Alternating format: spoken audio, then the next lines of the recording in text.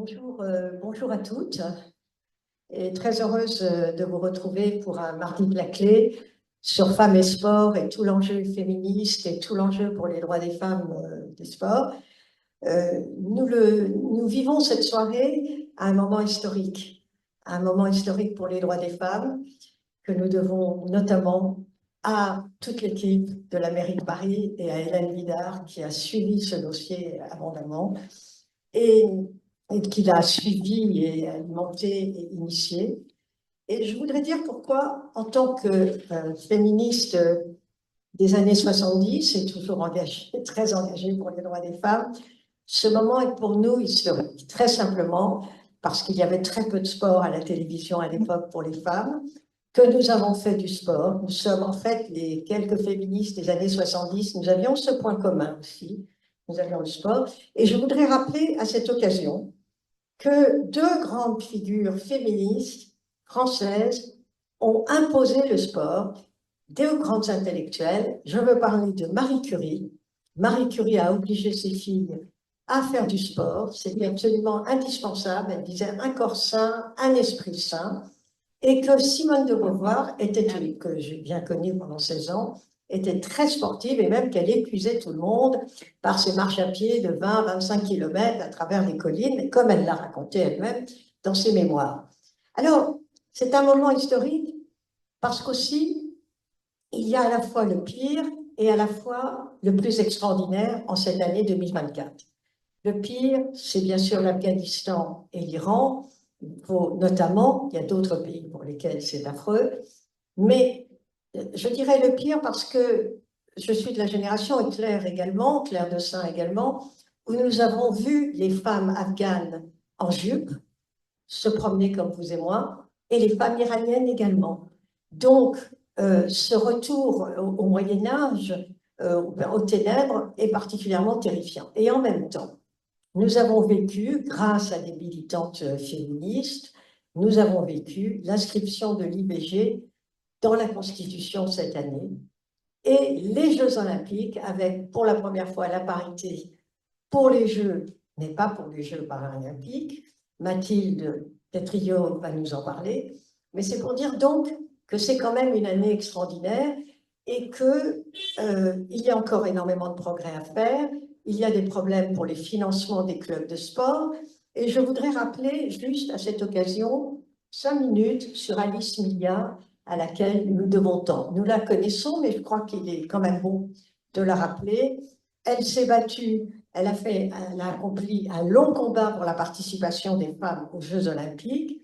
Elle a vécu à Londres avant la Première Guerre mondiale, et c'est là où elle a compris l'enjeu du sport. Et enfin, elle a voulu monter des Jeux mondiaux féminins face à la misogynie de Pierre de Coubertin. Et c'est ainsi qu'en pleine Première Guerre mondiale, elle va créer la Fédération des sociétés sportives féminines de France. Et puis, au milieu, alors que la guerre fait encore rage, elle organise à Paris un cross pour les jeunes filles sous les applaudissements de la foule. Après l'armistice, le 11 novembre 1918, les femmes ont fait leur preuve sur le plan physique. Elle va, tout en se battant contre Pierre de Coubertin qui lui fait les pires horreurs, elle ne se décourage pas, elle fonde un journal La Femme sportive et elle a recours à des projets d'envergure internationale. Elle estime en effet qu'il faut donner l'occasion de s'exprimer et de briller hors des frontières. Et alors, en 1920, lorsqu'en Angleterre, grâce aux suffragettes, certaines femmes accèdent au droit de vote, eh bien, avec l'Australie, la Nouvelle-Zélande, elle va monter des associations, des réunions. Et le 31 octobre 1920, plus de 10 000 personnes enthousiastes vont effectuer un déplacement au stade Pershing à Vincennes pour précisément assister au premier match international féminin de foot disputé en France. Elle va jouer pour les footballeuses françaises.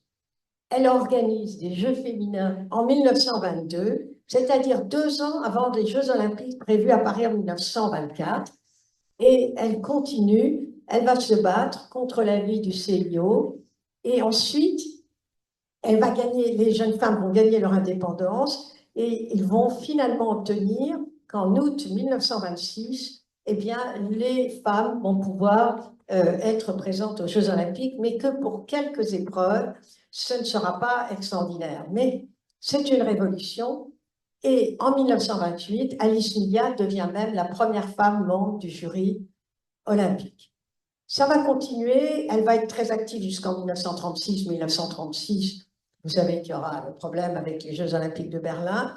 Et enfin, aux Jeux mondiaux féminins disparaissent en 1946 parce que le principe de mixité est adopté en faveur des femmes. Mais ce sera limité.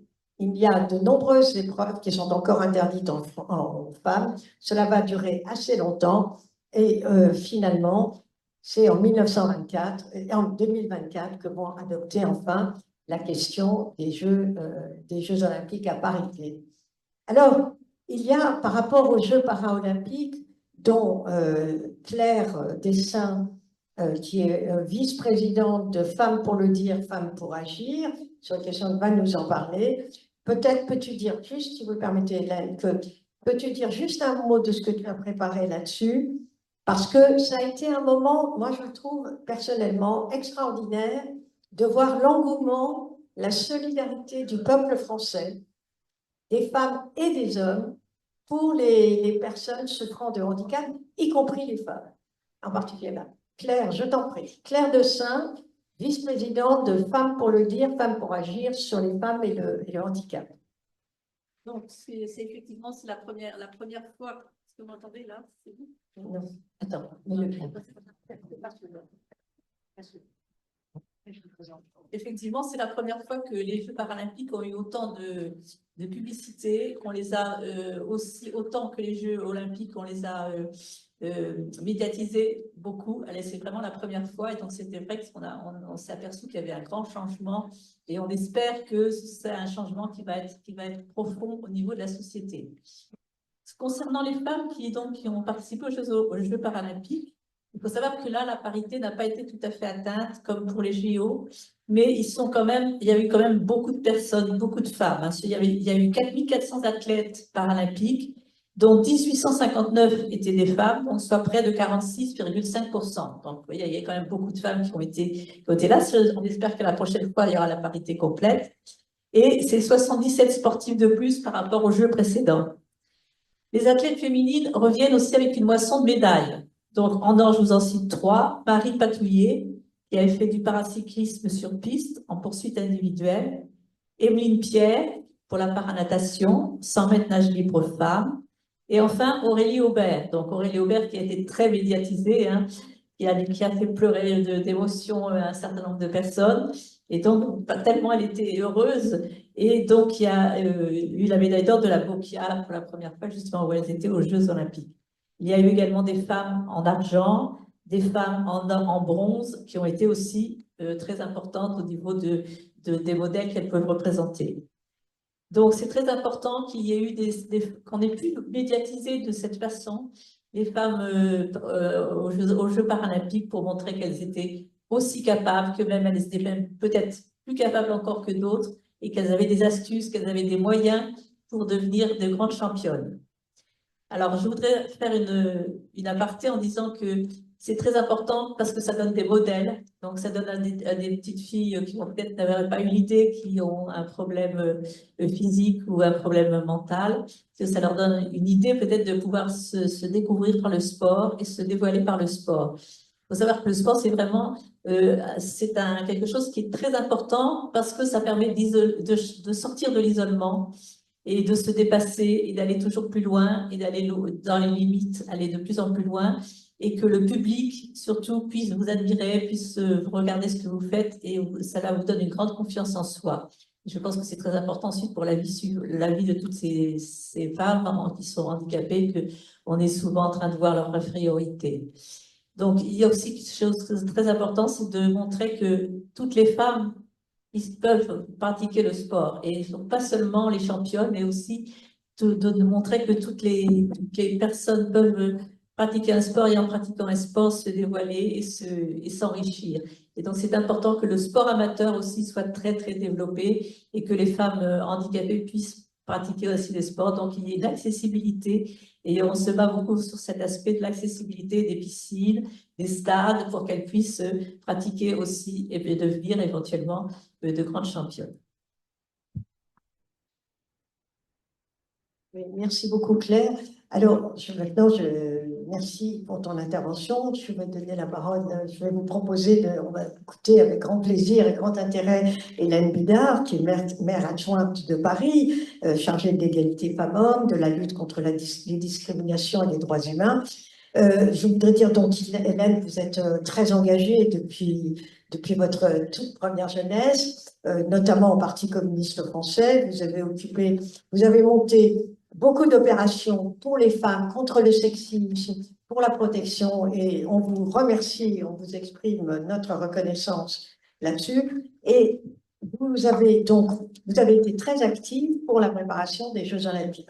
Et je voudrais dire tout simplement, lorsque j'ai parlé tout à l'heure de cette année historique 2024, je voulais vous dire que pour ma génération, et pas seulement pour la mienne, mais pour ma génération, toute notre reconnaissance de ce que vous avez réussi pour les droits des femmes, que vous allez nous raconter plus en détail. Mais je voudrais dire que l'un des moments de ma vie de cette année, ça aura été quand les statues ont jailli de l'eau pendant l'inauguration. J'ai pleuré. J'ai pleuré d'émotion. Bon, malheureusement, la statue de Simone de Beauvoir n'a pas jailli. Elle a eu des soucis, mais je l'ai vue depuis à l'Assemblée nationale. Mais c'est pour dire que vous avez réussi à ce que 1 milliard de personnes découvrent des femmes remarquables dont la plupart des personnes ne connaissaient même pas le nom ni l'existence. Et vous avez fait ça avec le mot sororité. Et je l'ai dit d'ailleurs aussi à Thomas Joly, à Patrick Bouffon, que j'ai vu récemment. Je leur ai dit, c'est absolument magnifique ce que vous avez fait. Et je sais que vous avez beaucoup contribué à ces Jeux Olympiques, que vous avez monté des opérations dont vous allez nous parler. Et je tiens déjà à vous dire toute notre reconnaissance et notre émotion. Merci, Hélène. Merci beaucoup. En fait, c'est moi qui suis très reconnaissante d'abord parce que moi, je suis très positive dans la période. Je sais que parfois, je vois beaucoup de féministes abattues parce qu'il y a le procès Mazan, parce qu'il y a l'abbé Pierre. Enfin, voilà, il y a des actualités terribles. Le féminicide de Philippines, évidemment, tous les féminicides. Mais je pense vraiment que notre génération, ma génération, nous avons énormément de chance parce que nous vivons dans une période historique qui est celle de MeToo et que justement, celles qui se sont battues les générations passées n'ont pas toutes connu des moments où il y a un mouvement qui pousse à ce point-là et qui nous permet de gagner des batailles. Ce qui n'a pas été le cas les années avant MeToo, justement, c'était beaucoup plus dur. Et donc, nous, on a énormément de chance parce que on a une force qui nous est donnée, qui nous permet d'ouvrir des portes et de gagner des batailles, ce qui n'était pas toujours le cas. Et puis, vous avez parlé en introduction, et avant d'arriver à mon témoignage, je peux parler de ça parce que, donc aujourd'hui, journée de manifestation contre le gouvernement. Pourquoi je parle de ça? Parce que c'est vraiment sur la question de l'IVG, tout à fait dans le paradoxe historique de la période. Il y a 6 mois, on a les mouvements féministes qui poussent pendant des années, qui ne sont pas écoutés, et il y a 6 mois, on constitutionnalise le droit à l'IVG. Et 6 mois après, on se retrouve, on était là le 28 septembre en manifestation, on se retrouve à manifester contre le gouvernement du même président de la République, mais où on craint une remise en cause du droit à l'IVG. Et donc, aujourd'hui, Michel Barnier, qui était député et qui en 79, en 82 a voté le veto contre la facilitation de l'IVG, le veto pour la réduction du temps de grossesse, a voté pour l'interdiction des mutuelles de rembourser l'IVG, contre le remboursement de l'IVG par la sécurité sociale. Ça, c'est Michel Barnier. Et aujourd'hui, Michel Barnier, Premier ministre, vient de dire « on ne touchera pas à la loi Simone Veil ». Et je trouve que c'est bien à l'image de ce qui se passe, c'est que plus personne ne peut s'opposer à un certain nombre de droits, même quand profondément dans leur vie politique, certains hommes se sont opposés aux droits des femmes pendant des années. Là, ils n'y arrivent plus, ils ne peuvent plus le faire. Et du coup, on gagne des choses. Et je trouve que c'est très intéressant parce que sur les Jeux Olympiques, il s'est passé un alignement des planètes qui n'est pas due à une divinité, qui n'est pas due au hasard, mais il y a vraiment eu un alignement des planètes féministes sur plusieurs choses. Alors, je vais vous raconter un petit peu comment ça s'est passé pour moi, vu de l'intérieur. D'abord, en 2014, Anne Hidalgo va porter la candidature pour avoir les Jeux Olympiques à Paris. Et donc, Anne Hidalgo va porter la candidature. Moi, je suis son adjointe en charge de l'égalité femmes-hommes. Et il y a une candidature qui est écrite par les services, par le cabinet, etc. Et je viens rajouter en disant, mais attendez, il manque le féminisme. Et donc, avec mon cabinet, on vient et on ajoute dans la candidature même, dans la candidature qui est déposée au CIO, on ajoute quelque chose qui, à ma connaissance, n'avait jamais été mis dans aucune candidature des JO, et on fait rajouter un plan féministe pour la ville haute, pour les droits des femmes, dans la candidature même déposée au niveau du CIO. Et pourquoi on gagne? Parce que Anne Hidalgo est la première femme maire de Paris. Et ça joue, en fait. Et si elle est la première femme maire de Paris, ça vient des années précédentes où les femmes se sont battues pour la loi sur la parité. Sinon, elle n'était pas là. Donc, la première femme maire de Paris, qui en plus est féministe, du coup, porte une candidature avec, écrit noir sur blanc, un plan féministe pour la ville haute. Et alors, je ne dis pas que c'est ça qui nous a fait gagner la candidature, loin de là. Je pense que c'est passé inaperçu et que ce n'était pas l'enjeu réellement à ce moment-là. Mais nous, c'était écrit dans la candidature. Et donc, on gagne les Jeux à Paris. Et donc, charge ensuite à la ville haute de réaliser un plan féministe, qui à ce moment-là n'est pas écrit. Nous n'avons pas d'éléments. Voilà. Par contre, ce qui est sûr, c'est que par contre, je ne vous cache pas qu'entre-temps, entre 2014 et 2024, il s'est passé beaucoup de choses. On a travaillé sur le harcèlement de rue, on a travaillé sur la lutte contre les violences faites aux femmes, sur l'égalité salariale et professionnelle, etc. Et donc, en fait, tout ce qui nous était, tout ce qu'on a pu faire au quotidien pour la vie des Parisiennes, l'enjeu pour nous, c'était de décliner dans le plan des Jeux ce qu'on faisait au quotidien et que les Jeux servent d'accélérateur et de visibilité pour les politiques publiques pour l'égalité femmes-hommes. Donc nous, on monte le plan pour la ville haute, donc la ville de Paris, qui accueille donc pour les festivités, pour les gens qui viennent sur la ville. En même temps, en effet, s'organise la cérémonie avec Thomas Joly, avec les artistes, avec aussi des historiens qui ont beaucoup aidé à ça, et qui, dans le même temps, réfléchit justement à la place des femmes au tableau sororité, mais aussi à la place des femmes artistes, qui étaient très présentes, et qui ont été les plus remarquées, je pense. Voilà. En plus, on a finalement la polémique avec Aya Nakamura, enfin, voilà, c'était magnifique, c'était une pleine réussite. Et donc, du coup, il y a une cérémonie qui envoie un message international sur la place des femmes et sur les droits des femmes. Et en même temps, et ça ce n'est pas nous, il y a les athlètes, et vous avez rappelé Alice Mia, c'est-à-dire qu'Alice Mia, 100 ans avant, se bat pour les Jeux olympiques féminins au stade Pershing, où elle n'a pas le droit de dire Jeux olympiques au début, où enfin, les propos sont absolument horribles, les propos qui sont tenus contre elle sont ignobles, et elle se bat, etc. Et c'est 100 ans avant. Et donc, les sportifs se battent pendant 100 ans, en fait, chacune dans leur fédération, chacune dans leur sport, et chacune avance de telle manière qu'on arrive à un moment, 2024, où on a une ville avec une maire d'une capitale qui accueille les Jeux Olympiques, qui a un plan féministe pour accueillir les Jeux Olympiques, les touristes et pour les Parisiens et les Parisiennes, avec une cérémonie avec des artistes qui pensent à la lutte contre les discriminations, à l'égalité femmes-hommes, à la place des femmes, et avec des athlètes qui sont à parité, alors hormis sur les Paralympiques, mais c'est vrai qu'il y a des très belles figures aux Paralympiques de femmes qui du coup ont porté, et je pense qu'on va y arriver, parce qu'il y a cette parité aux Paralympiques aussi, mais du coup, voilà, tout est aligné pour que la spécificité des Jeux olympiques et paralympiques de Paris, ce soit des Jeux féministes. Et moi, j'ai beaucoup porté ça, c'est-à-dire qu'il y a quelques années, les Jeux à Londres, on avait retenu, ah, c'est les premiers Jeux où on fait de l'écologie un enjeu. Et du coup, toutes les candidatures suivantes ont retenu l'enjeu de l'écologie, ont déposé, toutes les villes ont dit, on va parler d'écologie dans nos Jeux, vous inquiétez pas, on va assurer sur ça aussi.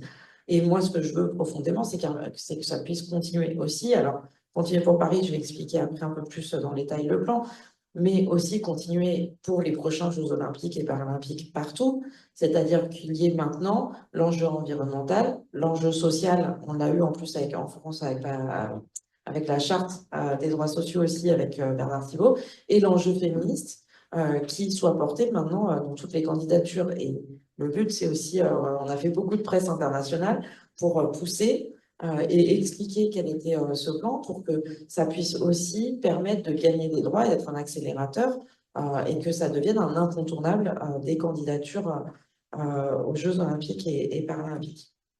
Donc j'ai parlé voilà, de cet alignement assez incroyable en fait, hein, parce que voilà, il se trouve qu'en 2024, il y a autant d'athlètes hommes que femmes à parité. Et ça, encore une fois, c'est pas nous, c'est pas la ville de Paris, c'est pas notre candidature, c'est les athlètes qui se sont battus pendant des années et il se trouve que ça arrive là.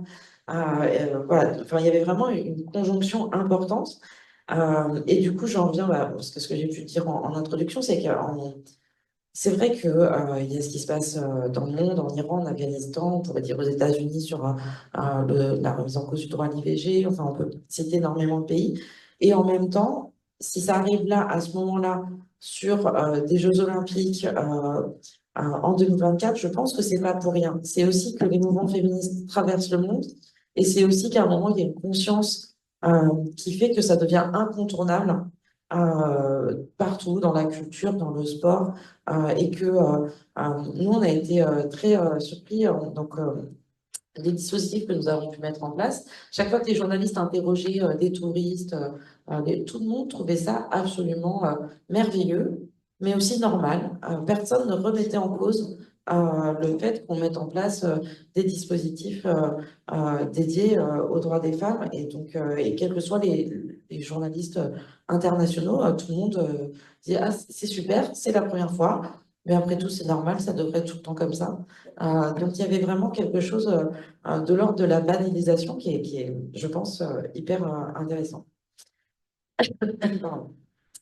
Je vais rentrer un petit peu juste dans le concret de ce qu'on a pu mettre en place. Alors, un des grands axes pour nous, c'était la valorisation de la pratique sportive des femmes de haut niveau et aussi des amateurs, des amatrices.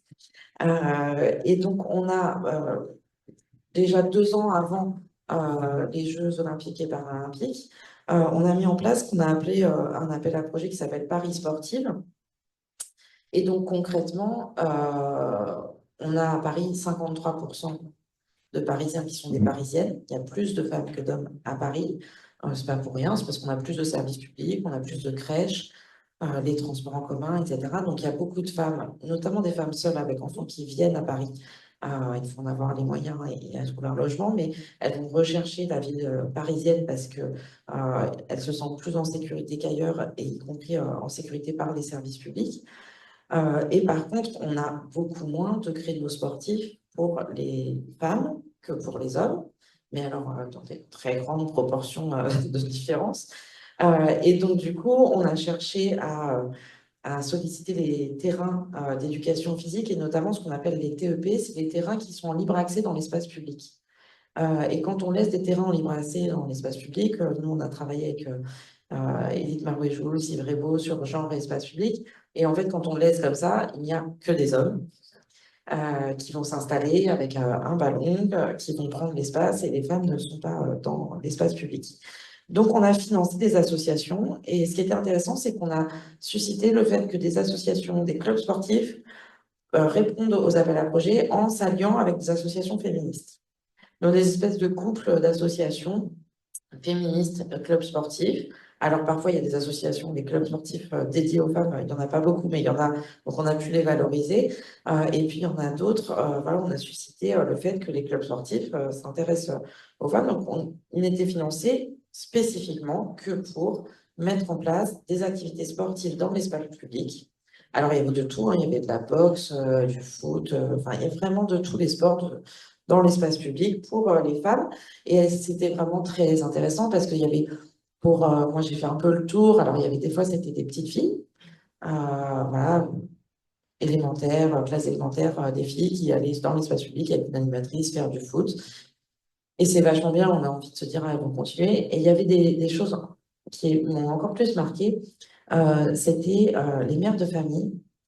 Les clubs avaient trouvé le truc, c'était à la fin de la sortie d'école. Moi, je suis encore en plein dedans.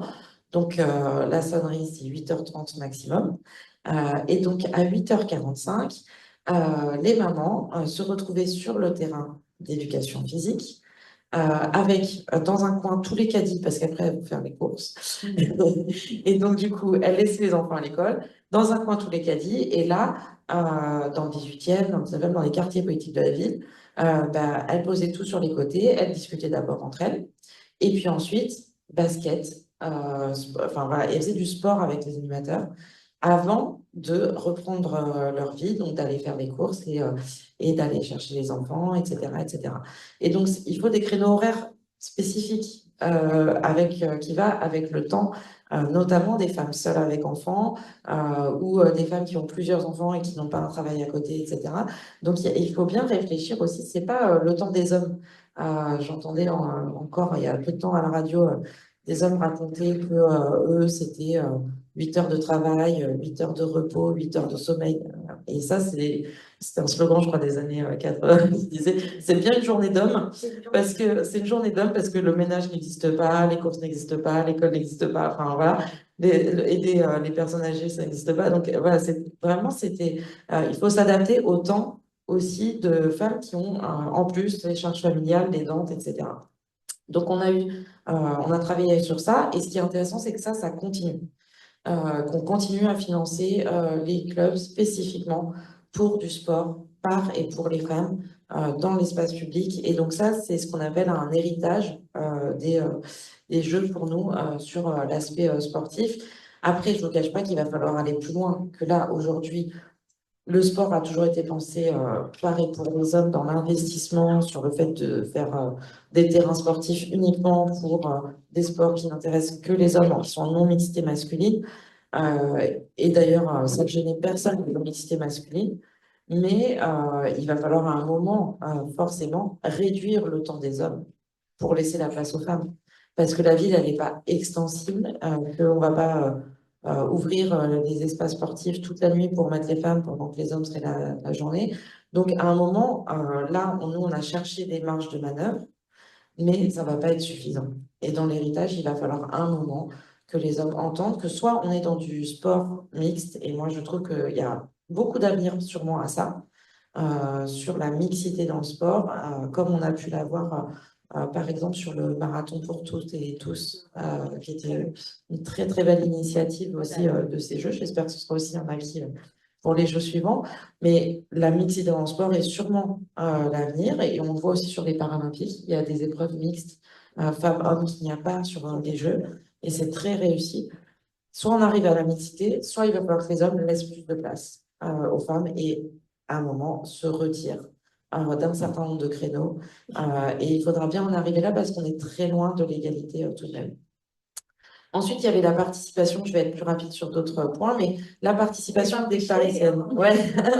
Non, non, on n'est vraiment pas pressé. On a travaillé sur... On est passionné par tout ce que vous dites et on sera passionné par ce que dira Mathilde. On est tout à fait dans les temps. D'accord. Vous avez le temps Continue. et on vous écoute. Et je voudrais dire quand même à tout le monde, parce que j'ai oublié de le dire, que nous devons aussi vous remercier parce que la Cité audacieuse, c'est vous. Oui. C'est la mère, c'est bien sûr Anne Hidalgo, mais c'est aussi votre C'est action. la conjonction entre Anne Hidalgo et Anne-Cécile Maillefert. D'abord Anne Hidalgo, bien sûr. J'ai manœuvré avec Mais Anne je Hidalgo et crois- Anne-Cécile Maillefert pour arriver à ça. Voilà, C'est vrai. superbement, donc je tiens à ce que nous disions tous. Exactement. Merci à Hélène Picard. Ensuite, un des grands axes, c'était la participation. Parce que, alors moi, je suis déjà allée dans des stades de foot. Et donc, il y a le terrain où il y a de la non-mixité, mais il y a aussi les gradins. Et donc, il y avait ce gros enjeu, et je ne vous cache pas qu'il y avait énormément de pression sur les places. Sur les places pour les cérémonies d'ouverture, de clôture, sur les places pour les quelques places qu'on pouvait avoir aussi pour les événements sportifs, etc. Et donc, moi, j'ai beaucoup poussé. Et heureusement qu'on avait fait inscrire avant dans plusieurs textes le fait qu'il fallait pousser à la parité. Donc, on a beaucoup poussé pour qu'il y ait autant de femmes que d'hommes qui soient dans les gradins et qui puissent assister aux événements. Et à l'intérieur, on a aussi des places pour les associations féministes. Mais on a beaucoup œuvré pour dire aux différents collègues adjoints et à tous ceux qui avaient la capacité, qui avaient des places à distribuer, qu'il fallait distribuer autant aux femmes qu'aux hommes. Et en fait, on s'est rendu compte très très vite que si nous n'avions pas pensé avec la délégation femmes-hommes à ça, les places étaient toutes parties aux hommes. Et de manière, voilà, vraiment sans y penser, de manière, j'ai pas envie de dire naturelle, parce que c'est pas naturel, de manière culturellement construite, les places partaient aux hommes. Et même si c'était des femmes qui avaient la capacité de distribuer des places, même si c'est des féministes, c'est-à-dire que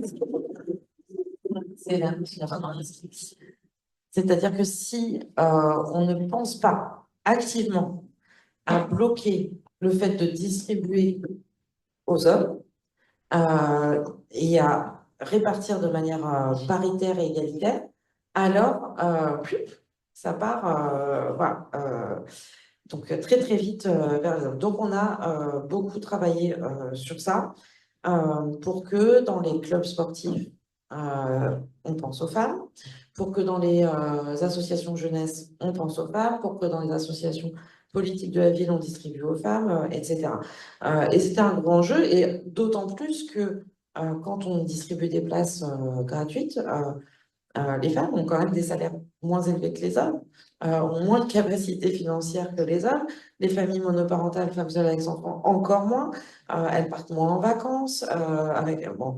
Donc, c'était en plus une question de justice sociale que de faire en sorte que les femmes aient autant de billets que les hommes. Et donc, ça a été un enjeu qui nous a pris un peu de temps. Mais l'idée pour nous aussi, c'était donc d'accroître la participation des Parisiennes aux Jeux Olympiques pour aussi donner une habitude et un goût pour retourner après dans des grands événements sportifs ou culturels. Mais ça pose aussi la question de la place des femmes dans l'espace public, c'est-à-dire qu'il faut se sentir à l'aise, se sentir avoir déjà cette habitude-là, aller dans un stade. C'est pas, voilà, si on l'a jamais fait, c'est pas évident, on ne connaît pas, etc. Donc, on avait aussi travaillé avec des associations pour accompagner des femmes qui n'y étaient jamais allées, et puis pour que ça crée là aussi un héritage culturel. Ensuite, on a évidemment travaillé avec des associations spécifiques sur la place des femmes dans le sport. Alors, il y a Empower qui a fait un festival Agir pour un monde féministe. Il y a l'association Alice Mia, donc on a évidemment financé pour des expositions aussi, et puis la Cité Audacieuse avec la Fondation des femmes.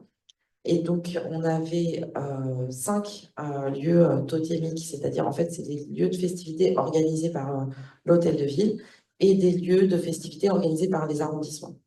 Les lieux de festivités organisés par l'hôtel de ville, donc il y en avait 5, dont la Cité Audacieuse, qui a été ouverte pendant les Jeux Olympiques et Paralympiques et qui a fait un certain nombre d'actions. Et alors, quand même, parce que maintenant j'ai les bilans, la Cité Audacieuse a fait 53 événements organisés,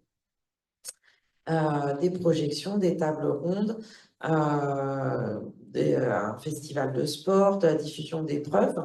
Il y avait un écran comme ici, pour diffuser des épreuves aussi sportives, particulièrement pour les femmes, des accueils périscolaires. Voilà, donc il y a eu énormément d'actions ici pour ce lieu et ça nous a permis aussi d'accueillir des touristes étrangers, par exemple, pour expliquer ce qu'était la Cité audacieuse, un lieu dédié aux droits des femmes avec les associations féministes, ce qui évidemment n'est pas, on ne retrouve pas dans toutes les capitales aujourd'hui. Donc, du coup, c'est important pour nous aussi de connaître, de faire connaître ce lieu. Et dans donc le fait de se battre pour la place des femmes dans les événements et dans les festivités, il y a évidemment ce qui a le plus attiré, je dois dire, les médias et le regard, c'est ce qu'on a mis en place pour avoir des dispositifs de protection contre les violences sexistes et sexuelles lors des festivités. En fait, c'est pas donc ça vient pas comme ça. C'est quelque chose qui est travaillé depuis plusieurs années. Alors, en 2015, il y a le collectif Stop Harcèlement de rue qui remet en question, enfin, qui repose la question des places de harcèlement dans l'espace public. Et puis, il y a un certain nombre d'associations qui commencent à travailler sur la place des femmes dans l'espace public. Et évidemment, ça se décline sur en tout lieu, à toute heure. Et donc, arrive la question des violences sexistes et sexuelles dans les lieux de festivité, dans les festivals, dans voilà, des grands lieux de festivités. Donc, on ne part pas de rien à ce moment-là. Mais pour autant, ça n'a jamais été fait à cette échelle-là. Et ça n'a jamais été pensé au-delà de un stand dans un festival, une application dans les transports en commun, etc. Là, on a essayé de mailler et de faire appel à tout ce qui existait. Et honnêtement, même si on avait eu plus de budget, on n'aurait pas tellement pu aller plus loin parce que finalement, on a pris tout ce qui existait au maximum. Et à un moment, il faudrait qu'il y ait beaucoup plus de moyens au quotidien pour les associations qui luttent contre les violences, pour qu'il y ait plus de personnel formé, pour qu'on puisse avoir encore plus d'ampleur dans les dispositifs. Mais on ne peut pas demander à des personnels d'être là juste 2 mois et de ne pas être là ni avant ni après, d'arriver en étant formés, etc. Donc, il y avait vraiment un enjeu de seuil critique, en fait. Je pense vraiment qu'on aurait difficilement pu faire plus parce que les associations ont déjà énormément donné. Donc, ce qu'on a mis en place sur les violences sexistes et sexuelles, l'idée, c'était les Jeux olympiques et paralympiques soient une fête populaire en faveur du sport, avec des valeurs à égalité pour tout le monde. Donc, tout le monde doit pouvoir participer en se sentant en sécurité et être libre de circuler donc, à tout lieu, à toute heure. On a très concrètement financé 3 associations qui se sont mises ensemble. Et donc, ces associations seules, elles n'auraient pas réussi. Donc, c'est la première fois qu'on arrivait à coaliser donc le CIDFF en avant toutes, elles imaginent, qui se sont mis ensemble pour répondre à un appel à projet. Et du coup, ne serait-ce que de ce point de vue-là, c'était intéressant d'avoir des associations qui travaillent ensemble et qui, pour la première fois, font ce travail-là de coordination aussi entre elles. C'est un appel à projet de 85 000 €. Je tiens à le dire parce que on ne peut pas dire qu'on ait coûté cher. Un plan féministe, ça n'a pas coûté cher. Et franchement, il y a des choses qui coûtent beaucoup plus cher que ce qu'on a pu faire. Et donc, on a mis en place ce qu'on a appelé des safe places avec les associations, donc sur les lieux, donc la terrasse des Jeux devant l'hôtel de ville, des lieux totémiques, mais aussi dans les arrondissements. Et alors, pour vous donner les chiffres, donc les associations, elles ont été mobilisées sur 13 sites en tout, avec 70 jours de présence. Et donc, il faut avoir en tête qu'en plus de l'accueil par ces associations des femmes victimes de violences par le CIDFF, du chat dans avant tout elles imaginent, en plein mois de juillet-août, elles ont dû dégager du temps en plus et des salariés en plus de leur travail quotidien pour assurer donc les safe places. Et c'est donc 423 heures travaillées en plus et 25 salariés qui ont été formés sur des questionnements spécifiques et mobilisés. Donc 423 heures en plus de leur travail quotidien en juillet-août. Donc c'est beaucoup ce qu'on leur a demandé. Et donc il y avait un grand jeu sur ça.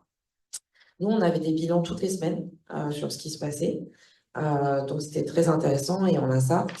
Et on a aussi mobilisé une application qui s'appelle Yume avec l'État et qui aide et aller voir les commerces et les mairies d'arrondissement à former les gens au recueil, au premier en fait, recueil et accompagnement d'une femme victime de violences sexistes et sexuelles.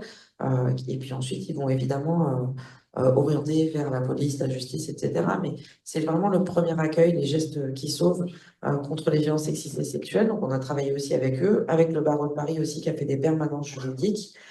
Et puis, on a surtout, on a aussi fait des formations pour la police municipale, pour les volontaires de Paris. Enfin, voilà, c'était des formations tous azimuts pendant les mois avant les JO pour qu'il y ait toujours quelqu'un d'à peu près voilà, de formé sur l'espace public et énormément de personnel ou de volontaires formés par des associations et puis des spécialistes, donc présents, psychologues, juristes, etc., présents. Ce qui était intéressant avec ça, donc, c'est que c'était la première fois qu'on avait un dispositif comme ça.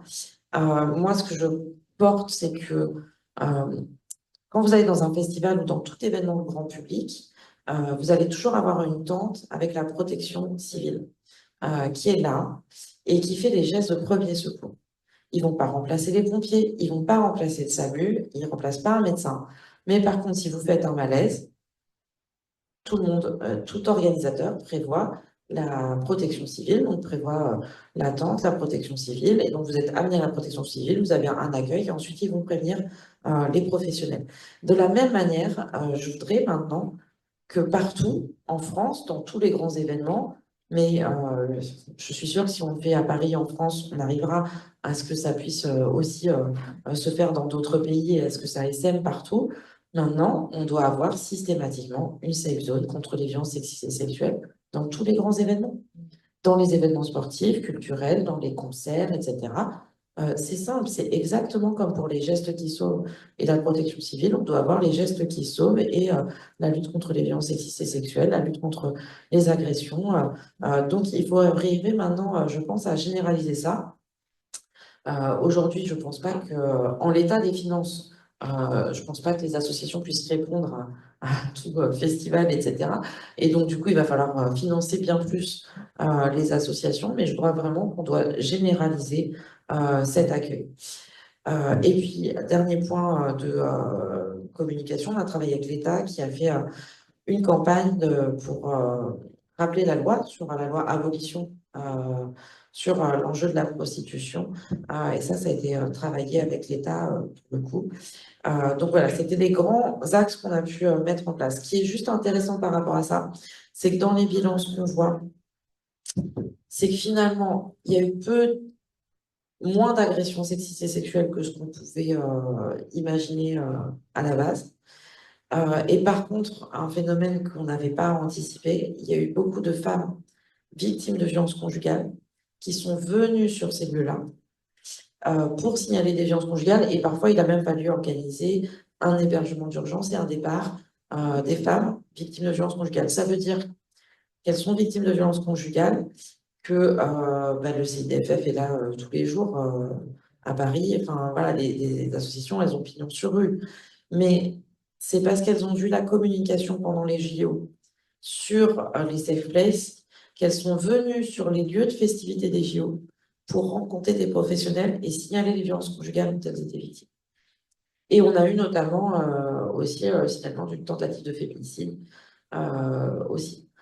Donc des violences qui vont très loin et qui ont pu être, où les femmes ont pu être accueillies, les témoins ont pu être accueillis parce qu'on avait mis des lieux spécifiquement en place sur les festivités des Jeux Olympiques et Paralympiques. Et ça, je peux dire qu'on ne l'avait pas anticipé, ni moi, ni les associations.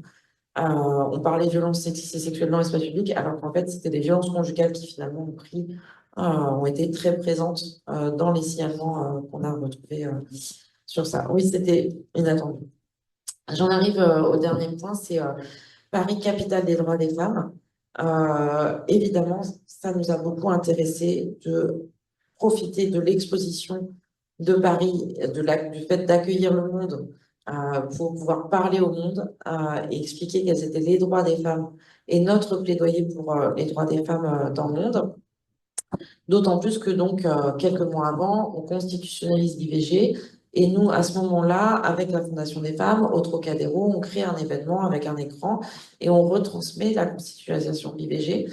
Et à ce moment-là, on a des centaines de journalistes internationaux qui viennent et qui disent qu'il se passe quelque chose en France avec cette IVG dans la Constitution et qui rentrent dans leur pays dire c'est incroyable ce qui se passe en France.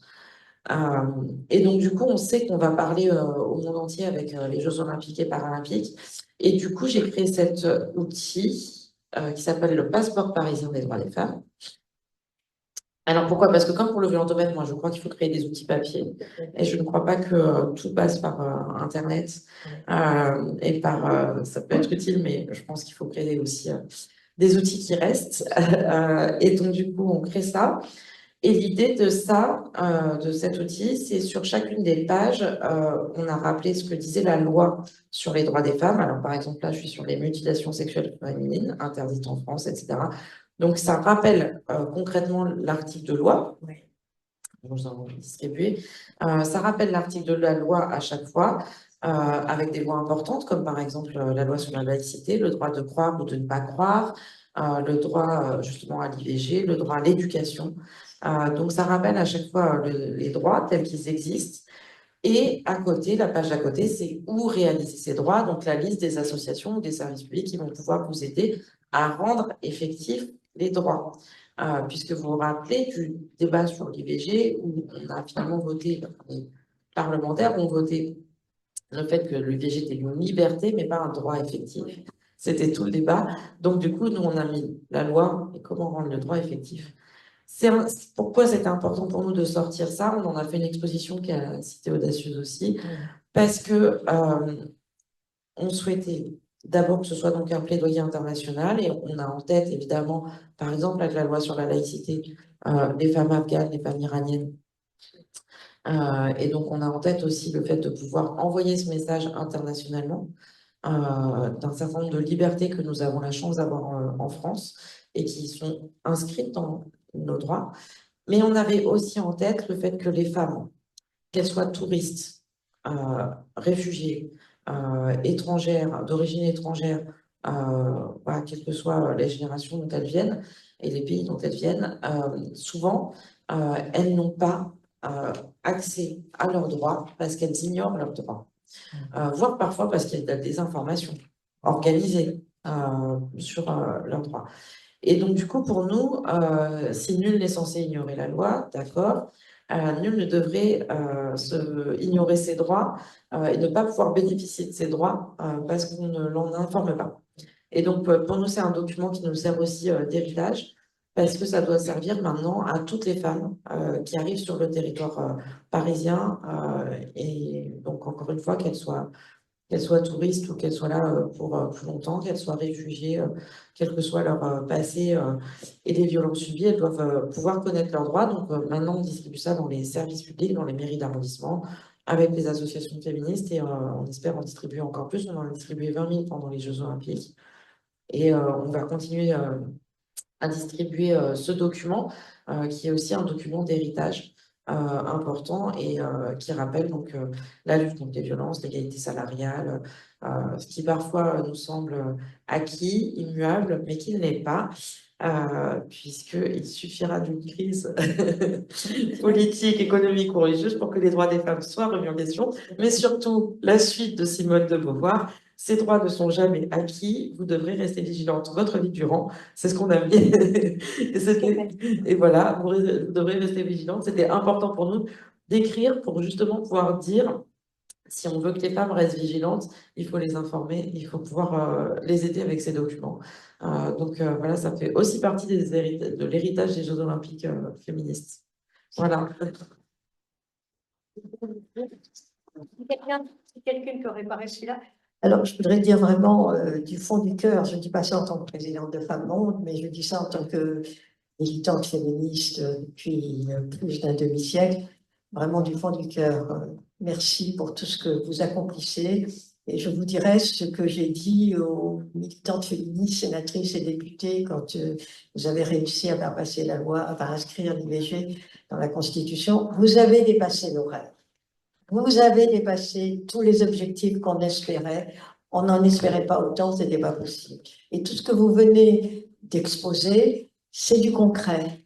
Et ça dépasse littéralement ce que nous espérions. Je pense que Claire, qui est de la même génération que moi et qui est aussi une militante féministe depuis toujours, hein, nous sommes des piliers du féminisme, je crois que tu ressens la même chose, Claire. Tu veux dire peut-être un petit mot pour remercier Hélène Bidard? C'est vrai, ce que vous avez dit était très important, c'est-à-dire qu'effectivement, on arrive à un stade, c'est surtout ça que je retiendrai, où on ne peut plus être anti-féministe. Il y a eu le mouvement MeToo, il y a eu un certain nombre de choses donc, qui sont là, et maintenant on ne peut plus personne ne peut se permettre de dire certaines choses. Et je pense que ça, c'est une des choses très importantes, et qu'aux Jeux Olympiques, justement, c'était mondial, donc c'était très important. Oui, Hélène Bidard, ce que j'ai trouvé extraordinaire tout ce moment, c'est pour nous deux, enfin pour Claire et moi, c'est le fait que d'abord nous sommes dans une réunion intergénérationnelle. Moi, je tiens énormément au féminisme intergénérationnel parce que nous n'avons pu faire avancer les droits des femmes et l'IVG dans les années 70 parce que nous étions plusieurs générations de femmes. Simone de Beauvoir avait 62 ans, Gisèle Halimi 40, moi-même j'en avais 20. Enfin, je veux dire, c'est très important. Et ce que j'ai trouvé formidable, c'est la jeune génération aujourd'hui, que vous êtes véritablement en phase avec la jeune génération et que vous leur offrez quand même des opportunités magnifiques, même s'il y a encore beaucoup d'obstacles. Alors justement, puisqu'on parle de la jeune génération, Hélène, si vous en êtes d'accord, et Claire, et vous toutes, Marie, Élodie, et je suis qui est là avec nous. Mathilde, je suis très heureuse de te présenter Mathilde, parce que tu es aussi vraiment le bonheur, le dynamisme, et tu nous fais beaucoup de bien, et tu fais bien pour toutes les femmes. Tu es une grande athlète, même si tu ne veux pas dire grande, moi je le dis. Tu es une grande athlète française. Tu as 27 ans, 15 ans alors tu es sur hockey sur gazon. Pardon, il faut bien que je le dise. Tu es en hockey sur gazon. Tu as 15 ans en équipe de France. Tu as participé à 6 Coupes d'Europe, une Coupe du Monde et les Jeux Olympiques de 2024 dont tu vas nous parler. Enfin, tu es une sportive engagée, psychomotricienne, conférencière. Tu as une société, tu es entrepreneuse qui forme et qui sensibilise par l'escape game, notamment les jeux vidéo, sur le handicap et la lutte contre le sexisme. Alors, chère Mathilde, c'est à toi. Merci beaucoup. C'est difficile de passer après tant de 30 choses mentionnées. La première chose qui me vient, c'est d'abord de vous remercier pour la sollicitation, de remercier aussi la ville de Paris, toute cette organisation des Jeux donc, que j'ai pu vivre en tant qu'athlète, qui ont été juste incroyables. Ça a été une fête, je pense, pour tous les Français et toutes les Françaises. Ça nous a montré les valeurs du sport et ce que le sport apportait à la société. J'aime beaucoup dire que je suis une athlète engagée. J'aime aussi beaucoup dire que, selon moi, les valeurs du sport reflètent les valeurs de notre société. Et c'est clairement aussi ces Jeux de Paris qui ont mis en avant les avancées aujourd'hui des droits des femmes. Donc, très fière de ça, très fière d'avoir fait partie de cette équipe de France, donc première équipe de France paritaire et qui, je l'espère, perdurera sur les prochaines Olympiades. Que dire? Alors, concernant forcément Paris 2024 et ce qui a été mis en place, on a vu, pour ma part, ça fait 15 ans que je suis en équipe de France et j'ai vraiment perçu une évolution en termes de représentation des femmes dans le monde du sport, en termes de droits aussi. Je fais un sport qui est peu connu, un sport dit amateur aujourd'hui. Et nous, il y a quelques années, quand on commence à évoquer l'ambition des Jeux de Paris 2024, il y avait une vraie disparité entre le hockey masculin et le sport féminin. On a senti un alignement au niveau des instances dirigeantes, au niveau des moyens mis en place pour que justement ce désir de parité qui était porté par la ville de Paris nous porte et justement soit là pour que nous, équipe de France féminine, on rayonne autant que l'équipe de France masculine de hockey sur gazon. Donc c'est quelque chose que j'ai personnellement énormément ressenti. On a vu aussi des évolutions dans les instances dirigeantes dans le monde du sport. Il y a la loi sport qui est passée et donc ça a été inscrit aujourd'hui. Donc on voit des évolutions au niveau des instances dirigeantes. Je disais, la société, le monde du sport reflète la société et inversement. Et on voit aujourd'hui de plus en plus de présidentes, de femmes engagées, de femmes dirigeantes qui dirigent les associations sportives, les fédérations. Et c'est aussi comme ça, en montrant des femmes dirigeantes, que je pense on montre aux femmes et aux jeunes femmes qu'elles peuvent s'investir et qu'elles peuvent aussi être partie prenante dans le développement sociétal et le développement du sport. C'est aussi la première femme, donc la première femme présidente au niveau de la Fédération française de hockey qui nous a énormément soutenus et qui a apporté énormément aussi au développement du hockey et qui a fait rayonner notre sport parce que voilà, sport peu médiatique, on a quand même eu énormément de visibilité. On a eu la chance de aussi être en compétition sur le site de Colombes, le stade Yves du Manoir, qui est un lieu emblématique parce qu'il avait accueilli donc, les Jeux de 1924, donc historiquement chargé. Et donc cette représentation, cette parité a été très belle aussi à porter sur cet endroit-là. Donc, il est clair qu'en tant qu'athlète, du haut de mes 15 ans en équipe de France, je vois des évolutions certaines. On les remarque dans le monde du sport. Je pourrais en citer un nombre énorme. En termes de visibilité, évidemment, en termes de médias, on voit une évolution. Alors aujourd'hui, toujours une disparité, bien évidemment, où le sport féminin est moins médiatisé, mais on voit une évolution positive. On voit une évolution dans le regard aussi que les gens portent sur le monde du sport féminin avec notamment ce qui a été mis en avant par rapport au cadrage. J'y pense sur les Jeux olympiques et les Jeux paralympiques, où des études avaient prouvé qu'il était montré que les cadreurs, généralement masculins, cadraient différemment le sport féminin et le sport masculin, en mettant en avant plus les attributs féminins. Et il y a eu justement des règles, des demandes faites par rapport aux Jeux de Paris pour que ce cadrage soit équitable, soit égal, que ce soit pour filmer un homme ou une femme. Donc, c'est des choses qui montrent aussi qu'on avance et que les droits des femmes et les droits des femmes dans le monde du sport avancent et j'en suis très heureuse. On voit aussi forcément d'un point de vue financier, nous, des parités qui évoluent, de plus en plus de structures, de fédérations salarient leurs athlètes à part égale, donc que ce soit hommes ou femmes. Donc, c'est des choses qui aident aussi au développement du sport féminin. Donc énormément de choses mises en avant sur le biais médiatique, je le disais, le rapport au corps aussi, le corps de la femme, beaucoup plus étudié qu'avant. Aujourd'hui, on prend en considération le corps de la femme et toutes ses spécificités. Donc tout ce qui est par rapport aux menstruations, l'étude au niveau de la charge hormonale, au niveau des risques de blessures. Des nombreuses études ont prouvé que les femmes se blessaient beaucoup plus en fonction des cycles hormonaux sur certaines périodes. Et donc aujourd'hui, il y a une vraie prise en considération du corps de la femme. Et c'est des choses vers lesquelles on doit tendre parce qu'aujourd'hui, c'est toute une spécificité à prendre en considération. De même, par exemple, un très bon exemple à citer, l'évolution des tenues sur le tennis au tournoi de Wimbledon, avec jusqu'à présent, donc avant, une obligation de porter du blanc, ce qui avait aussi prouvé que ça générait de l'anxiété chez les femmes. Et donc, à partir, depuis la dernière édition, je crois, maintenant, une liberté pour les femmes qui le souhaitent de pouvoir porter des jupes de couleur. Qui justement leur permet de se concentrer uniquement sur la performance, ce qui est un peu ce pourquoi on fait du sport. Donc, c'est toutes ces évolutions qui montrent aussi qu'en tant que femme, il y a des considérations, il y a des évolutions pour nous permettre de performer et d'être bien. Nous-mêmes, dans le monde d'ailleurs du hockey, on a vu une évolution. On joue en jupe, comme pour le tennis par exemple, et a été mis sur la table le sujet justement des tenues, toujours à valeur de l'apparence, qu'est-ce qu'on renvoie. Pourquoi est-ce qu'une femme dans le hockey doit porter une jupe ou pourquoi une tenniswoman doit porter une jupe alors que la footballeuse porte un short? Pourquoi est-ce qu'on n'est pas libre de porter ce qu'on veut? Et donc dans le monde du hockey, il y a eu aussi des femmes qui ont livré ce combat et aujourd'hui on est dans la liberté de pouvoir porter la tenue qu'on souhaite en tant que femme hockeyeuse, donc de jouer avec un short ou avec une jupe. Et ça fait partie aussi des libertés et de nos droits, je pense, voilà, de pouvoir se sentir bien et de pouvoir s'exprimer et vraiment être libre en fait de nos choix.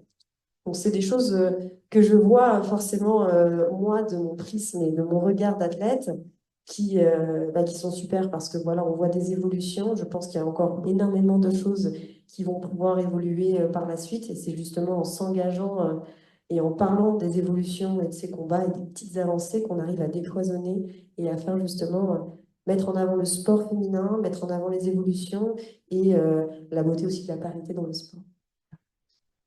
Sur les jeux, comment tu as vécu les jeux, Les jeux, oui.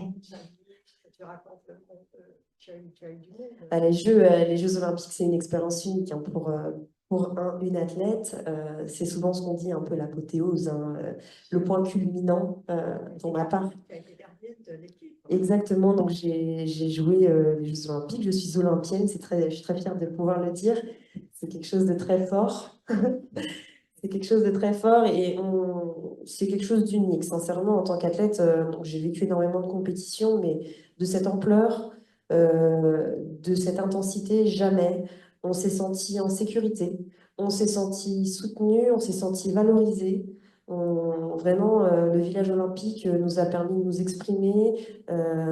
Ça a été un lieu riche en émotions, en rencontres avec plein d'athlètes, où on a pu aussi se rendre compte qu'on vivait des difficultés similaires, pardon, comment dire, que les contraintes, les sacrifices qu'on pouvait faire dans nos quotidiens d'athlètes, eh bien, beaucoup d'athlètes les vivaient. On s'est également rendu compte de la chance qu'on avait en tant qu'athlète française, en tant qu'athlète français, de nos droits, parce que voilà, il y a eu énormément de choses qui ont été mises en place au sein du village olympique, notamment l'accès aux soins, qui est une chose voilà, qui est pas accessible partout dans le monde et c'est quelque chose qui a été mis en avant aussi super bien par le comité international et le comité national olympique français, qui a permis justement de mettre en avant le droit à la santé. De nombreuses femmes, notamment de pays d'Afrique, qui ont eu la chance de pouvoir aller faire des examens gynécologiques pendant les Jeux Olympiques.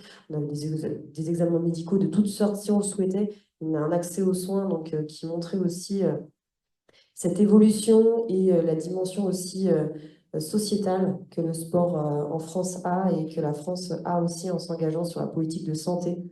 Donc vraiment, ça a été des jeux incroyables, énormément d'émotions j'ai parfois encore du mal à mettre des mots dessus parce que voilà, je suis encore portée par énormément d'émotions et je pense que ce sera le temps aussi qui nous apportera plus de recul. Mais en tout cas, très, très fière d'avoir participé à cette compétition et très fière d'avoir été athlète française. Nous, les athlètes en hockey sur gazon, on a été la première équipe de France féminine à participer aux Jeux Olympiques. C'était une première historique. Donc voilà, à jamais les premières et très heureuse d'avoir mis en avant aussi le hockey français, qui est un sport peu connu, mais qui mérite d'être découvert. Alors, d'abord, merci infiniment.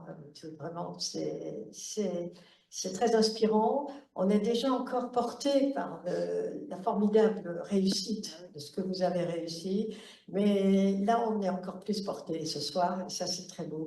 J'aurais des questions, Hélène et Mathilde, à poser, mais Claire, à toi également. Est-ce que vous avez, quelles sont les pistes pour maintenant, pour l'avenir, présent et à venir? Toi, Mathilde, si tu as des pistes à proposer qui te semblent importantes, et Hélène, vous en avez exposé beaucoup, mais enfin bon, je vous laisse. Bah oui, dans les pistes, j'en ai exposé, c'est-à-dire en fait ce qu'on a fait accélérer pendant les Jeux et donc sur la lutte contre les violences sexuelles, le fait que les femmes puissent assister aux épreuves, que les femmes puissent disposer des terrains, etc.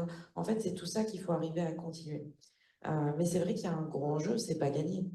Ça peut très bien, là, pas de financement, si c'est pas pris à la hauteur. Mais le plus gros risque pour moi, c'est qu'on ne parle plus et qu'on ne parle pas, on invisibilise les sportives, la parité, les premières, les pionnières, et qu'on invisibilise le plan féministe pour les JO. Parce qu'en fait, si on invisibilise notre héritage, là, justement, c'est là où il se passera rien. Donc, on a besoin de beaucoup d'événements comme celui-là pour continuer à en parler, à dire ce qui s'est dépassé, à raconter. Et je pense que vraiment, il faut s'appuyer sur celles et ceux qui ont, des athlètes particulièrement, qui ont marqué les esprits des Français et des Françaises, et s'appuyer sur eux parce que ça nous permet, nous, de continuer à rappeler, bah, c'est pas pour rien si ça s'est bien passé, c'est qu'il y a eu beaucoup de travail dans l'organisation avant, et donc il faut continuer pour que ça se passe bien après. Si on veut que ça se passe bien dans l'espace public à Paris, il faut continuer à investir et mettre en place des safe zones. Si on veut que ça se passe bien sur les stades, et ben, il faut qu'il y ait les femmes aussi dans le public. et pas que les hommes. Et donc, du coup, il faut vraiment travailler sur faire vivre cet héritage. Et donc, c'est très important de rappeler le matrimoine de la première femme maire de Paris, des premières femmes athlètes, de rappeler ce matrimoine-là et cette histoire-là, parce que sinon, on va être très, très vite invisibilisé. Donc, merci encore pour la soirée. Et puis, il va falloir continuer à diffuser ce travail-là et jouer collectif pour ça. Merci. Oui, ben, dans la continuité, je pense que cette notion d'héritage, elle a toute sa place et il va falloir capitaliser sur ces jeux. Ces jeux ont été une grande réussite, ont mis en avant la parité, le sport féminin. J'espère que nous toutes sportives, on a pu donner envie aussi à des jeunes athlètes, à des jeunes filles de se mettre au sport, ou même à des femmes adultes justement de s'exprimer par le sport, d'oser aussi s'y mettre. J'espère que justement, et je pense que il faudra continuer sur cette lancée parce que c'est en mettant en lumière le sport féminin, en le valorisant par un espace médiatique plus important, une parité au niveau des salaires, etc., que justement on arrivera à développer et à apporter plus de droits aux femmes par la suite.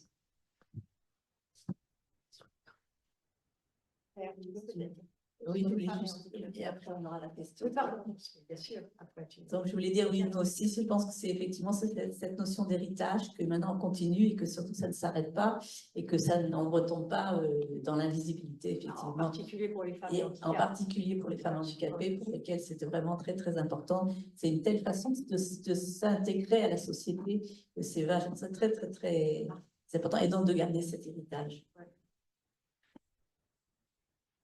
Merci beaucoup à toutes et je crois on va passer la parole plusieurs personnes, en particulier à Jocelyne Adrien-Bentoul, ancienne présidente de la CLE, oui, et présidente d'honneur de la CLE, et ça je sais que tu es présidente d'honneur de la CLE. Je suis bien placée pour le savoir, et donc tu occupes aussi au Conseil à l'égalité et tu as beaucoup de choses à nous dire. Merci beaucoup, Pauline, merci. Juste, non, je suis passée, j'avais totalement zappé, et donc j'ai bien fait de passer. Et j'ai du monde qui m'attend à la maison, donc je ne vais pas rester. Oui, oui. Mais simplement, je suis très contente d'être voilà, passée par hasard.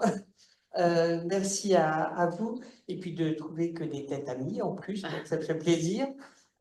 Juste, je trouvais que dans ce que vous avez dit, alors, ce que tu as dit, Hélène, Mathilde, et ce que tu disais sur l'intégration, c'est une belle manière de s'intégrer, c'est une belle manière à la société d'intégrer les personnes handicapées. Je trouve que c'est dans les deux sens, et c'est vraiment ce qui s'est révélé cet été quand même, enfin, en fin d'été, je trouve. Il y a eu des déclics comme ça qui se sont faits. Et ce que je trouvais très intéressant dans ce que vous avez dit, et l'une et l'autre, chacune dans votre domaine, c'est les détails. C'est-à-dire que c'est sur les détails que ça se joue. C'est-à-dire quand tu dis, Hélène, oui, il y a... On a fait en sorte que les femmes puissent venir à ce moment-là, c'est parce qu'il y avait tout le back-office, quoi. En fait. Et c'est ce que vous dites aussi, Mathilde, c'est tout le back-office, les femmes pouvaient avaient un accès aux soins qu'elles n'auraient peut-être pas pu avoir, etc.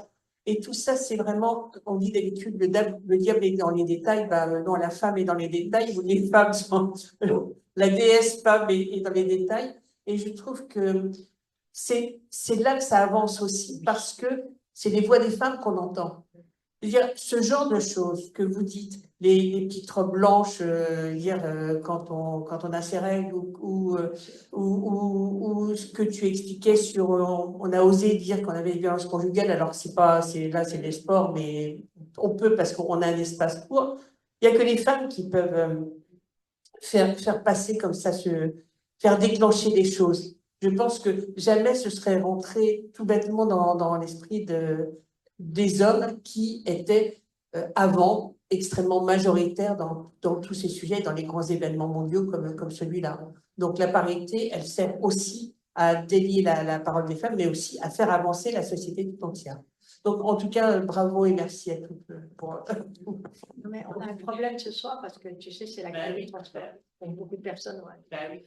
Oui, et alors, s'il y avait d'autres, merci Marie, merci beaucoup Jocelyne de ton intervention, on est très heureuse. d'autant qu'il y a cette grève qui fait que de nombreuses personnes ont dû annuler, et on en est désolé pour vous, Hélène et Mathilde, mais c'est transmis en direct, et en plus ce sera sur YouTube après, Hélène et Mathilde, hein, ça continuera. Alors, est-ce qu'il y a des questions? Oui, il y a Grace qui a pris la parole, enfin qui veut prendre la parole. Grace, si tu veux, tu peux prendre la parole. Oui, bonsoir. Ah, attends, pardon, excuse-moi, Grace, parce que là, on t'entend pas. Tu pourras répéter la parole peut-être? Oui, non, Ah, mais ouais, je c'est la vais question. juste, pardon, Grace,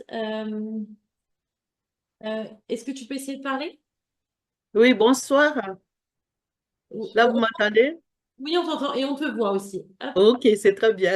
Donc, moi, je suis très, très, très satisfaite et heureuse de prendre la parole et de dire combien on a été très flattés, pour ne pas parler que de moi, de toutes les personnes en situation de handicap, et voir comment les femmes ont été mises en avant pour la situation. Et je m'en excuse aussi parce que, comme disait euh, Jocelyne, au début, là, j'étais emportée sur le problème de la mise en place du ministre au niveau des personnes en situation de handicap. Donc, j'ai zappé complètement de vous faire venir une personne qui a été au jeu et qui était handicapée, une femme en plus que j'avais trouvée. Donc, du coup, c'était trop tard pour lui dire de venir parce je me suis prise depuis hier et là, elle ne pouvait plus. Voilà, donc tout simplement pour dire à Hélène de continuer franchement de se battre quand on a la position de pouvoir parler des femmes et de ne pas lâcher. Et qu'on sera toujours aussi derrière pour participer, pour assister, insister sur le fait que être handicapé, ça ne veut pas dire avoir quelque chose de tard, quoi, quelque chose qu'on ne doit pas prendre en considération. Donc, pour les Jeux, on était très fiers et très contentes. Et on a eu beaucoup de place dans notre collectif pour qu'on puisse assister un peu partout dans les jeux où tout que moi-même j'ai été. Et donc, ça aussi, c'était je parle de ça parce que tu parlais des billets. Et nous, on a été très, très satisfaits de pouvoir recevoir dans nos collectifs les billets pour venir voir nos athlètes jouer. Et je pense très bien que ça a fait quelque chose d'effet. C'est pas le lieu, mais comme ça nous a été plombé juste après qu'on ne peut pas avoir le ministère, on était complètement, on se sentait, comment je peux dire ça? On se sentait effacé à l'espace public. Voilà, c'était tout ce que je voulais dire et je vous remercie Merci beaucoup. beaucoup, Grace. Merci beaucoup. Merci beaucoup de ton intervention. Est-ce qu'il y a d'autres... Oui, tu veux... Oui. Mets-toi là, comme ça on te verra. Déjà, moi, je voulais beaucoup vous remercier pour cette intervention. J'ai vu vraiment les JO d'un point de vue de spectatrice et j'ai pu participer à plusieurs épreuves en tant que dans les gradins et j'ai trouvé ça vraiment super. Et vous parliez d'héritage et j'avais une question qui me trottait dans la tête qui était, surtout pour vous, Hélène, comment est-ce que vous organisez cette transmission pour les prochains JO et est-ce qu'il y a un dialogue avec les États-Unis qui se fait pour que tout ce que vous avez construit au niveau français et qui a rayonné pendant ces Jeux se transmette pendant les prochains JO? Et est-ce que c'est des questions qui sont envisageables avec la situation américaine? Et est-ce que c'est des choses qui se font ou pas? C'est ma question.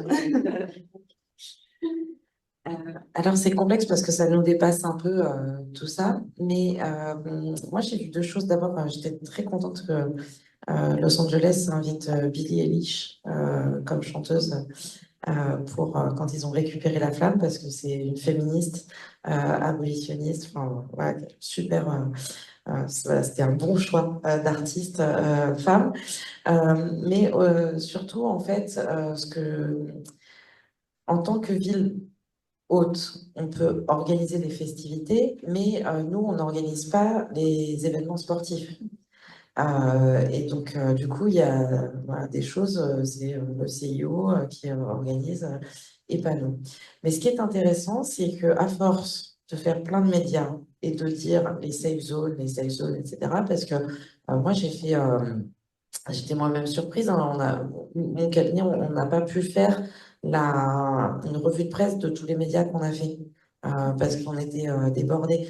Mais je suis passée dans le Nikkei, qui est un journal japonais économique, qui est un des plus gros euh, tirages de journal économique et qui est au Japon. Au Japon. Et d'ailleurs, je leur ai envoyé le Violentomètre traduit en japonais, donc ils étaient super contents que les Français fassent un effort de traduction. C'était pas mal. Mais aussi en Colombie, en Uruguay, enfin voilà, on a vraiment fait des médias dans le monde entier. Et à chaque fois, je disais, il faut que les safe places soient dans les, voilà.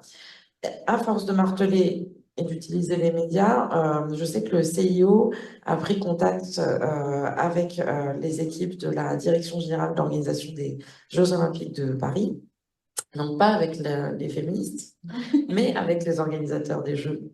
Donc voilà, indirectement, pour se renseigner sur ce qu'on avait fait sur les safe places, avoir les bilans, et ce qu'on a fait aussi sur Paris Sportif. Et donc du coup, j'ai bon espoir que ça puisse continuer. Et puis j'espère qu'on va avoir continué les contacts entre la maire de Paris et la maire de Los Angeles aussi, justement pour ça aussi. Mais il va falloir continuer. C'est quand même ils ont encore le temps d'organiser. Nous, ce qu'on a vu, c'est que c'est vraiment la dernière année, l'année avant les Jeux où ça se joue. C'est vraiment les derniers mois. Voilà, c'est là où ça se joue, c'est là où il faut pousser.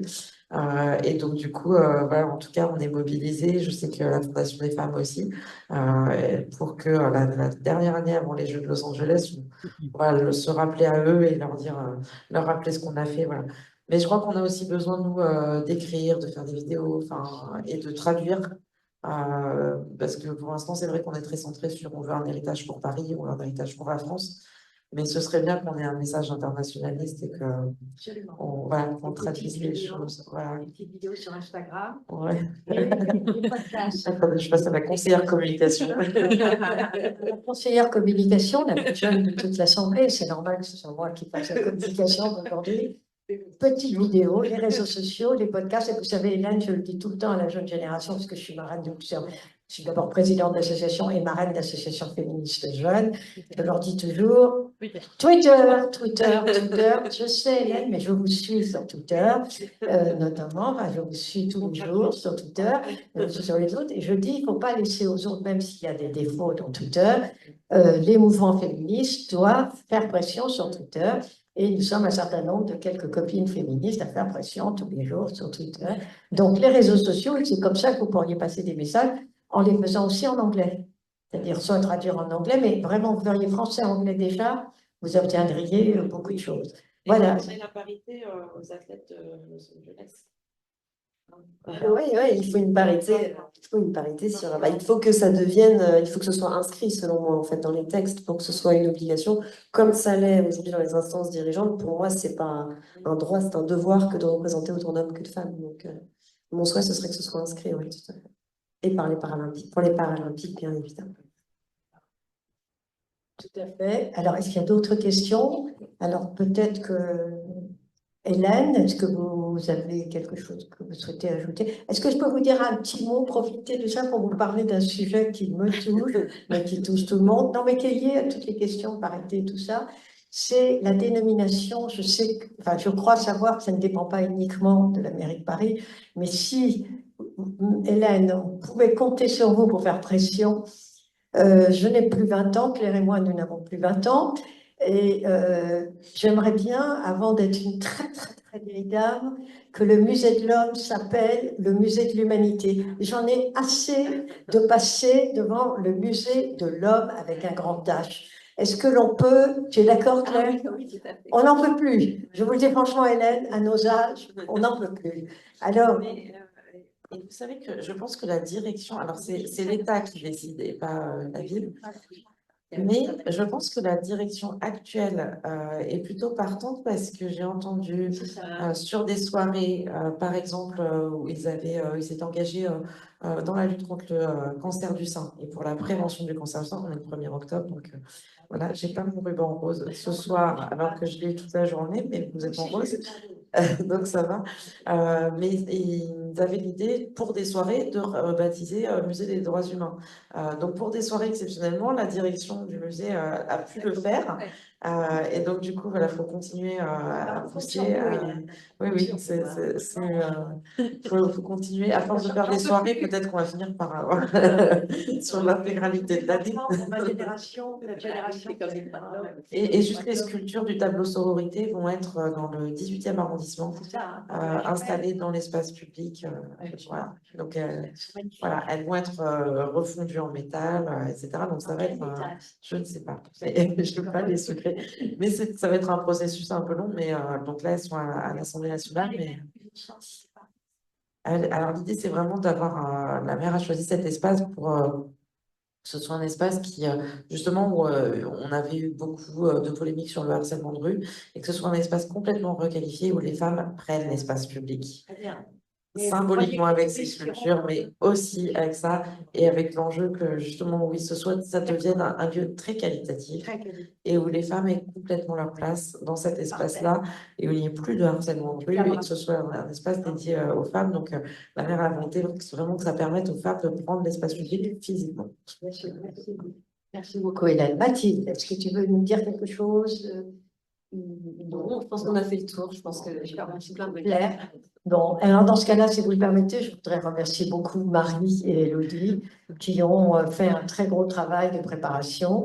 Je voudrais vous remercier à vous d'être venus et vraiment merci infiniment parce que pour nous qui sommes encore très actifs dans les droits des femmes, c'est un très grand bonheur, tout ce que vous nous avez fait vivre. C'est vraiment, vous savez, je pense souvent aux suffragettes. Je cite toujours les suffragettes dans mes interventions parce que la majorité des suffragettes sont mortes sans avoir eu le droit de vote. Et Claire et moi, qui sommes de la génération de l'IVG, de la lutte pour l'avortement, eh bien, nous aurons eu ce bonheur de voir tout ce que vous avez accompli, tout ce que vous continuez à accomplir, et vous dépassez nos rêves, Hélène.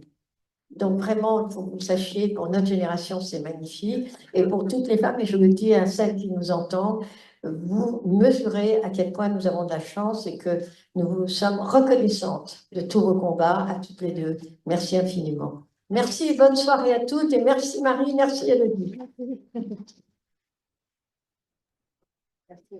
Merci.